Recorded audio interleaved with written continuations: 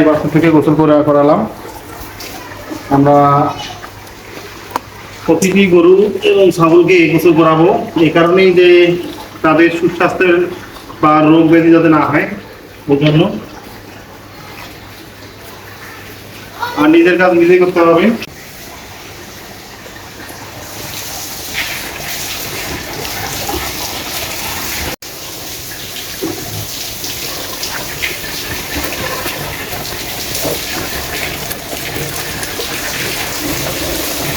প্রিয় ভাই ও বোনেরা, আসসালামু আলাইকুম। আপনাদের সকলকে রাতি নাজুর পক্ষ হতে আন্তরিক শুভেচ্ছা অভিনন্দন।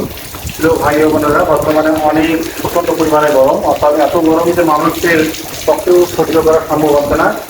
তাই পশুর পক্ষেও অনুরূপভাবে সেই গরম সহ্য করা সম্ভব হচ্ছে না। যার কারণে আমরা আপনাদের বলবো যে আপনারা অবশ্যই আপনাদের খামারের যে গরুগুলো রয়েছে সেটি বেশি হোক আর বিদেশি হোক, অবশ্যই প্রতিদিন সকালে আপনারা গোসল করিয়ে দেবেন। অর্থাৎ যদি আপনার প্রতিদিন গোসল করিয়ে দেন তাহলে দেখবেন যে আপনার গরু সুস্বাস্থ্য থাকবে। আর গোসল করে না দিলে যে সমস্যাগুলো হবে তার মধ্যে আপনার গরুটি স্টকে আক্রান্ত হতে পারে, আপনার হৃদক্রিয়া বন্ধ হয়ে মারা যেতে পারে। আবার দেখা যাবে যে আপনাদের সেই গরুগুলোর খাদ্য সমস্যা হতে পারে, খাওয়ার ক্ষেত্রে সমস্যা হতে পারে, আপনার গ্যাস কম করতে পারে এই গরমের কারণে। আর সবচেয়ে বেশি স্টক করেন এই গরমের সময়। অতএব আমরা দেখি যে যেগুলো গরু রয়েছে সেগুলো বেশি গরু হলে আমরা কিন্তু গোসল করাতে চাই না, কিন্তু আমরা বলবো যে আপনি বেশি গরু হোক আর বেশি গরু হোক আপনারা প্রতিদিন গোসল করাবেন। প্রতিদিন গোসল করালে যে সুবিধা পাবেন সেটি হচ্ছে গরুটি সুস্বাস্থ্যের অধিকারী হবে এবং গরুটি সুস্থ থাকবে। আমরা অবশ্যই আমাদের আর্থিক একজন যে আমাদের যে ছোটো খামারটি রয়েছে সেখানে আমরা প্রতিদিন আমাদের গরুগুলোকে গোসল করিয়ে দিই, কারণ আমরা চাই যে গরুগুলোর সুস্বাস্থ্যের অধিকারী করার জন্য অবশ্যই প্রতিদিন আমরা গোসল করি।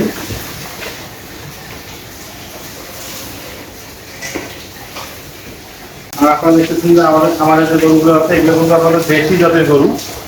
দেশি জাতের গরু বলতে এগুলাকে আমাদের ক্রসব্রিড জাতের অনেকটা বলা হয়। ধরেন এগুলো আছে দেশি গরু।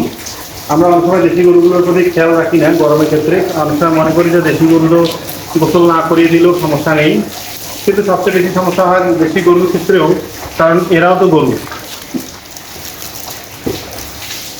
আর অবশ্যই বলবো যে আপনারা যদি বিদেশি গরু আপনাদের হয় তাহলে 2 বার গোসল করিয়ে দিবেন, আর যদি দেশি গরু হয় তাহলে দিনে 1 বার অন্তত গোসল করিয়ে দিবেন, তাহলে দেখবেন যে সমস্যা হবে না।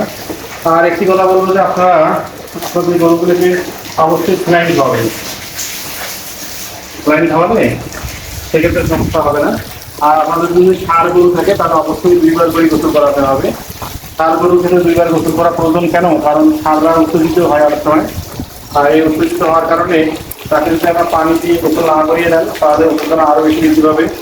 সেক্ষেত্রে দেখবেন যে বীর্যপাত হতে পারে তাদের, বা সমস্যা যেটি হতে পারে সেটি হচ্ছে যে এই স্টকের সম্ভাবনা সবচেয়ে বড়, মানে ষাঁড় গরুগুলো সবচেয়ে বেশি পরিমাণে থাকে। তাই আমরা বলবো যে আপনারা আপনাদের আমাদের যে ষাঁড় গরুগুলো রয়েছে সেগুলোকে অবশ্যই নিয়মিত গোসল করাবেন। আর বাছুর যেগুলো রয়েছে বাছুরগুলোকেও আপনারা গোসল করাবেন।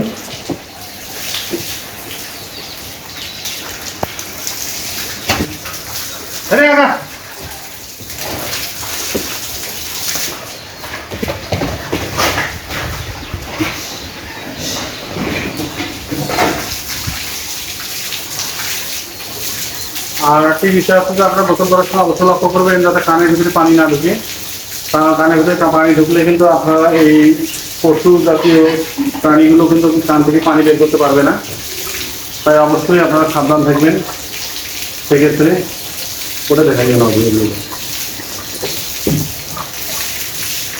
আর আপনারা অবশ্যই স্যালাইন খাওয়াবেন।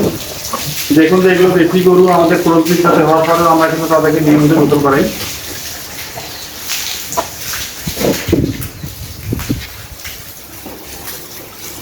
আর একটি কথা বলবো যে আপনারা অবশ্যই আপনাদের ফ্লোরগুলো আপনাদের পরিষ্কার রাখবেন। ফ্লোরগুলো পরিষ্কার না রাখলে, জীবাণুমুক্ত না করলে আপনাদের পক্ষে বড় সমস্যা হবে, কারণ দেখা যাচ্ছে বিভিন্ন রোগে আক্রান্ত হয়ে গেলো। সেই জন্য আপনারা অবশ্যই জায়গাগুলো পরিষ্কার করবেন। আপনাদের কাছে আমাদের ছাগলগুলো রয়েছে, এখানে এই কাছে ছাগলগুলো রয়েছে, সেই ছাগলগুলোকে আমরা গোসল করিয়ে দিই। অনেক সময় আমরা জানি যে ছাগলকে অনেকে গোসল করে না, কিন্তু আমরা নিয়মিত এই ছাগলগুলোকেও গোসল করাই। কারণ ছাগল যদিও একটু পানি কম সহ্য করতে পারে, তারপর আমরা ছাগলগুলোকে নিয়মিত গোসল করার প্ল্যানিং করি।